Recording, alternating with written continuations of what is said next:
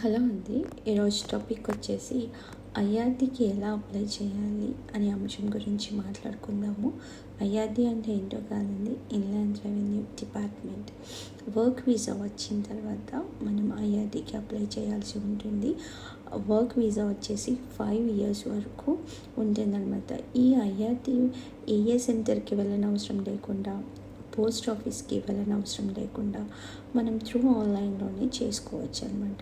మొబైల్లో చేయాలి అని ట్రై చేస్తే కనుక అది కొంచెం ఎర్రర్స్ చూపిస్తూ ఉంటుంది. సో బెటర్ ల్యాప్టాప్ ఆర్ డెస్క్టాప్లో చేస్తే వితిన్ 10 minutesలో మనం ఈ అప్లికేషన్ని సబ్మిట్ చేయవచ్చు అనమాట. సబ్మిట్ చేసిన తర్వాత వితిన్ 1 dayలో మీకు ఐఆర్‌డీ నెంబర్ వస్తుంది. దీనికి సంబంధించి మన నర్సెస్కి అయితే దీంట్లో కొన్ని వృత్తిపరంగా కోడ్ నెంబర్స్ ఉన్నాయి. ఐఆర్‌డీ ట్యాగ్స్ కోడ్ నెంబర్స్ ఉన్నాయన్నమాట. అందులో మన నర్సెస్కి ఎం అనే కోడ్ వర్తిస్తుంది. సో ఈ ఐఆర్‌డీ నెంబర్ వచ్చిన తర్వాత మీ బ్యాంక్ అకౌంట్లో ఈ ఐఆర్‌డీ నెంబర్ని మనం అప్డేట్ చేయాల్సి ఉంటుంది. అది ఎలా అంటే, మీ బ్యాంక్ అకౌంట్ మొబైల్ యాప్లో సెట్టింగ్స్ అనే ఆప్షన్ ఉంది. ఆ సెట్టింగ్స్ అనే ఆప్షన్ దగ్గరికి వెళ్తే అక్కడ పే ట్యాక్సెస్ అని ఒక ఆప్షన్ ఉంది. అక్కడ క్లిక్ చేయగానే టైప్ ఐఆర్‌డీ నెంబర్ అని ఉంది. అక్కడ టైప్ చేసి కింద ట్యాక్స్ అని పర్సంటేజెస్ చూపిస్తుంది. 10%, 17.5%, 33% అని చూపిస్తుంది. మీ శాలరీని బట్టి ఎంత ట్యాక్స్ పోతుందో ఆ ట్యాక్స్ మీరు అప్డేట్ చేస్తే సరిపోతుంది. అని తర్వాత సేవ్ అనే ఆప్షన్ ఉంది. అక్కడ సేవ్ చేస్తే చాలండి, ఐఆర్‌డీ నంబర్ అప్డేట్ అవుతుంది మీ బ్యాంక్ అకౌంట్లో. అది ఏ బ్యాంక్ అయినా, even ANC or BNC bank account ఏదైనా పర్లేదు. బట్ మీ ఐఆర్‌డీ నెంబర్ని మీరు బ్యాంక్ అకౌంట్లో మీరు అప్డేట్ చేయాలి అన్నమాట. సో మనం ఇప్పుడు ఐఆర్‌డీ అప్లికేషన్ ఫామ్ ఎలా ఫిల్ చేయాలో చూద్దామా. సో ఇది ఐఆర్‌డీ వెబ్ పేజ్లో ఉంటుందండి.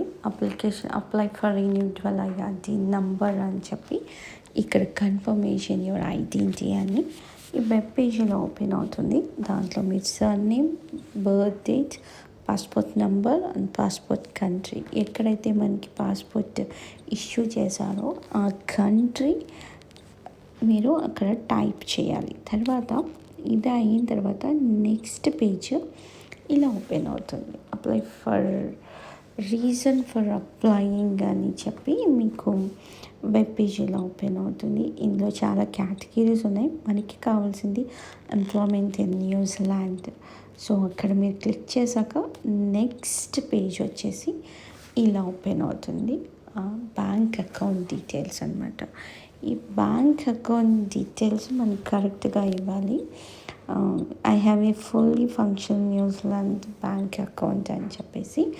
సో ఇక్కడ వచ్చేసి వాళ్ళు ఇక్కడ క్లియర్గా అన్నీ మెన్షన్ చేశారు. సో ఇక్కడ కొంచెం మనం కన్ఫ్యూజ్ అవుతాము. బ్యాంక్ అకౌంట్ బ్యాంక్ అన్న చోట అక్కడ మనం ఏఎన్జీ అని కానీ విఎన్జీ అని కానీ టైప్ చేయకూడదు అనమాట.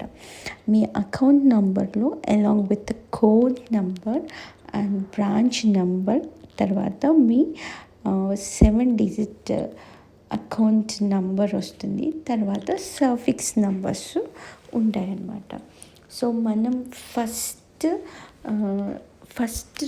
2 కోడ్స్ వచ్చేసి మీ బ్యాంక్ కోడ్ నెంబర్ అనమాట. లైక్ నేను ఎగ్జాంపుల్ చెప్తున్నాను. లైక్ ఎలా అంటే 01, 02, 04, 05 అలా అనమాట. తర్వాత వచ్చి మీ బ్రాంచ్ నెంబర్ వచ్చేసి 1, 2, 3, 4, 6 లేదు అంటే 4 digits అనమాట. దాంట్లో 1, 2, 3, 6, 1, 2, 4, 6, 1, 2, 5, 6 అలాగా విజిబుల్ అవుతుంది.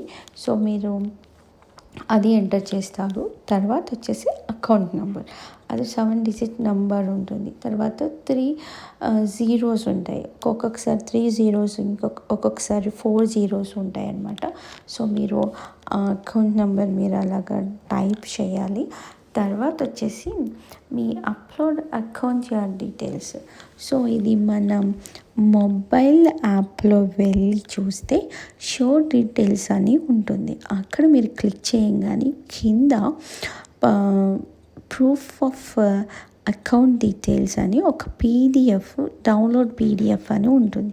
మీరు ఆ పీడిఎఫ్ని డౌన్లోడ్ చేసి ఇక్కడ మీరు అప్లోడ్ చేయాలన్నమాట.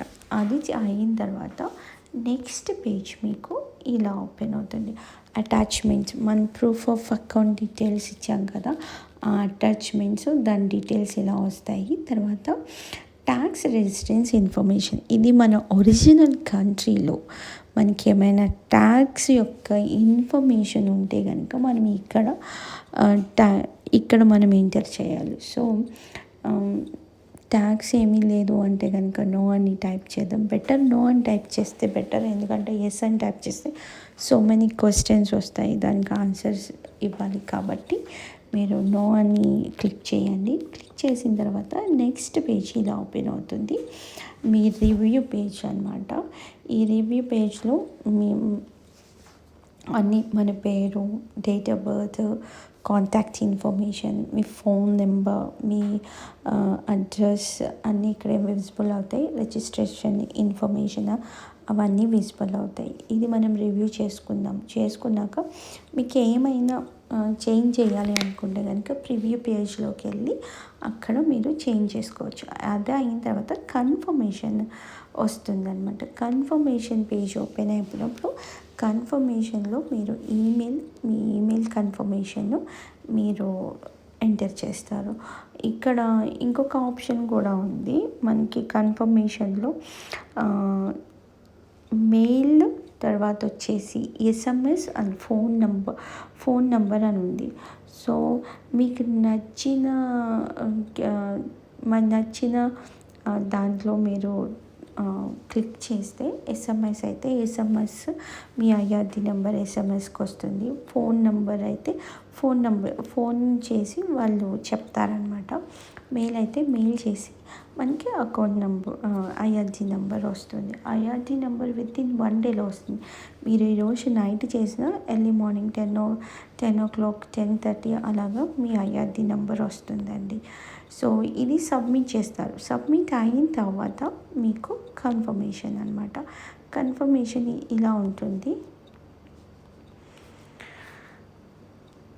కన్ఫర్మేషన్ వచ్చేసి ఇలా ఉంటుంది. యూ హ్యావ్ సక్సెస్ఫుల్లీ సబ్మిట్ అని చెప్పేసి మీ ఐఆర్డి నెంబర్, మీ date of receiving, confirmation number ఇస్తారు.